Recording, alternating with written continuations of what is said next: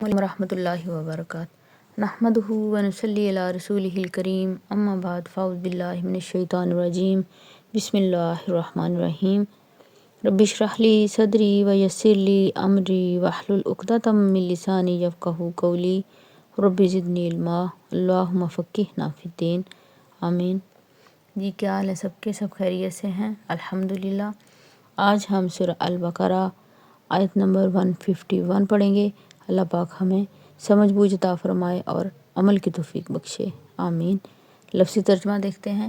کما جیسا کہ ارسلنا بھیجا ہم نے، فیکم تم میں، رسولاً ایک رسول، منکم تم میں سے، یتلو وہ تلاوت کرتا ہے، علیکم تم پر، آیاتنا ہماری آیات کی، ویزکیکم اور وہ پاک کرتا ہے تمہیں، ویعلمکم الکتابہ اور وہ تعلیم دیتا ہے تمہیں کتاب کی، والحکمت اور حکمت کی، ویعلمکم اور وہ تعلیم دیتا ہے تمہیں ما اس کی جو لم نہ تکونوا تھے تم، تعلمون تم علم رکھتے۔ تفسیر دیکھتے ہیں۔ کما ارسلنا فیکم رسولا منکم، جیسا کہ بھیجا ہم نے ایک رسول تم ہی میں سے، یعنی جس طرح اللہ سبحانہ تعالیٰ نے تمہارے لیے قبلہ مقرر کیا اور اپنی نعمت تمام کر دی تم پر، وہ کیا کہ تمہارے اندر ایک رسول تم میں بھیجا۔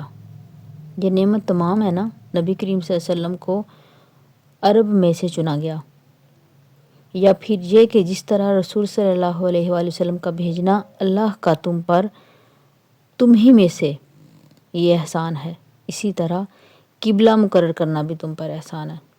اب دیکھیں، اگر یہ حکم اتنی تاکید سے نہ دیا جاتا تو کچھ لوگ حج کے لیے چلے جاتے خانہ کعبہ اور کچھ لوگ بیت المقدس چلے جاتے، اور اسی طرح کیا ہوتا کہ مسلمان الگ الگ ہو جاتے، مسلمانوں میں یونٹی نہ رہتی، اتحاد نہ رہتا، اتفاق نہ رہتا۔ تو یہ یونٹی جو ہے یہ اللہ سبحانہ تعالیٰ کی طرف سے اللہ کا احسان ہے۔ چلیں کہیں تو مسلمان ایک جگہ پہ اکٹھے ہوتے ہی ہیں نا۔ یونٹی آتی ہی تب ہے جب سب کا مقصد ایک ہوتا ہے۔ جب سب کا مقصد الگ الگ ہو تو پھر اتحاد نہیں پیدا ہوتا۔ اللہ سبحانہ تعالیٰ دن میں 5 بار ہمیں بلاتے ہیں کہ آ جاؤ میری طرف، ایک ہو جاؤ۔ جب مقصد الگ الگ ہوتے ہیں تو پھر ہم ایک نہیں ہو پاتے۔ مزید تفصیلات ہیں ان نعمتوں کی جو اللہ سبحانہ تعالیٰ نے ہم پر کی ہیں۔ یتلو علیکم آیاتنا، وہ تم پر ہماری آیات پڑھ کر سناتا ہے۔ کون؟ رسول اللہ صلی اللہ علیہ وآلہ وسلم۔ کیسے؟ جیسے انہوں نے جبریل علیہ السلام سے سنی، جیسے اللہ سبحانہ تعالیٰ نے ان کی طرف نازل کی، ویسے ہی انہوں نے آگے پہنچا دی، پڑھ کر سنائی، صرف لکھی ہوئی نہیں دے دی۔ یہ اللہ سبحانہ تعالیٰ کا بہت بڑا کرم ہے ہم پر۔ جیسے نازل ہوا اللہ سبحانہ تعالیٰ کی طرف سے جبریل علیہ السلام لے کر نبی کریم صلی اللہ علیہ وسلم کے پاس ویسے ہی پہنچاتے گئے، اور جیسا اللہ نے بھیجا نبی کریم صلی اللہ علیہ وسلم نے جیسے سنا ویسے ہی ہم تک آگے پہنچایا۔ تو ہمیں کیا کرنا ہے؟ ہمارا کیا فرض بنتا ہے کہ جیسے قرآن مجید نازل ہوا ویسے ہی اس کو پڑھیں اور ویسے ہی اس کو آگے پہنچائیں۔ قرآن مجید میں ایک اور جگہ ارشاد فرمایا اللہ سبحانہ تعالیٰ نے کہ الذین آتیناہم الکتاب یتلونہ حق تلاوتہ، تلاوت کا حق ادا کرنے کے لیے، اس کو صحیح پڑھنے کے لیے محنت کرنی پڑتی ہے، وقت نکالنا پڑتا ہے، اس پر توجہ دینی پڑتی ہے۔ تو اللہ سبحانہ تعالیٰ کیا فرماتے ہیں کہ وہ لوگ جو اس کو اس طرح سے تلاوت کرتے ہیں کہ اس کا حق ادا کر دیتے ہیں، یہ اللہ کا احسان ہے، نعمت ہے ہم پر۔ کہ حضرت جبرائیل علیہ السلام کو کیا کہا جاتا ہے؟ جبریل امین، امانت دار۔ حضرت محمد صلی اللہ علیہ وسلم کو کیا کہا جاتا ہے؟ صادق اور امین، سچے، امانت دار۔ تو جیسے اللہ نے پہنچایا ویسے جبریل علیہ السلام نے نبی کریم صلی اللہ علیہ وسلم تک پہنچا دیا، اور محمد صلی اللہ علیہ وسلم نے ویسے ہم تک پہنچا دیا۔ پھر ہمیں بھی خیانت نہیں کرنی چاہیے نا۔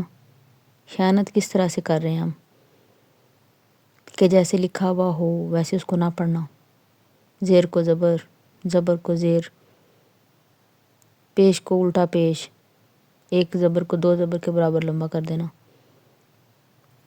تو جس طرح اللہ سبحانہ تعالیٰ نے ہم پر قرآن مجید نازل کیا، اس کو اسی طریقے سے پڑھنا، اس کا حق ادا کرنا ہے۔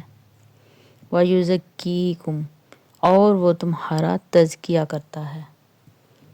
نبی کریم صلی اللہ علیہ وسلم نے صرف علم نہیں پہنچا دیا، بلکہ کیا کیا؟ تربیت بھی کی، تزکیہ بھی کیا ہمارا ساتھ۔ وَيُعَلِّمُكُمُ الْكِتَابَ، اور وہ تمہیں کتاب کی تعلیم دیتا ہے۔ عرب کون تھے؟ امی تھے۔ امی کون ہوتا ہے؟ ان پڑھ، پڑھا لکھا ہوا جو نہ ہو۔ تو نبی کریم صلی اللہ علیہ وسلم نے آ کر کیا کیا؟ ان کو پڑھا لکھا بنا دیا۔ یہ نعمت ہے نا ہم پر، احسان ہے اللہ سبحانہ تعالیٰ کا۔ عرب جاہل اور امی لوگ تھے، جن کو نبی کریم صلی اللہ علیہ وسلم نے تعلیم دی کتاب کی، ان کو سکھایا۔ کتاب کیسے سکھائی؟ لفظ سکھائے کتاب کے، معنی سکھایا اور عمل کر کے دکھایا۔ لفظ بتائے کہ کس طرح سے ان کی ادائیگی ہے، پھر ان کا معنی بتایا کہ ان کا مطلب کیا ہے، اور پھر عملاً کر کے دکھایا۔ والحکمت، اور حکمت سکھائی۔ حکمت کیا ہے؟ وہ جو بھی احکامات ہیں ان کے پیچھے وجہ کیا ہے، یہ حکم ہم پہ کیوں نازل ہوا، یہ بتانا حکمت ہے۔ اور پھر ہر چیز کو اس کی جگہ پر رکھنا بھی حکمت ہے۔ ہر چیز کو کس طرح سے کرنا ہے، کتنا کرنا ہے، کہاں کرنا ہے، یہ سب آپ صلی اللہ علیہ وآلہ وسلم نے ہمیں سکھایا۔ ہر چیز میں حکمت سکھائی۔ آگے ایک اور نعمت بتائی جا رہی ہے، وَيُعَلِّمُكُمْ،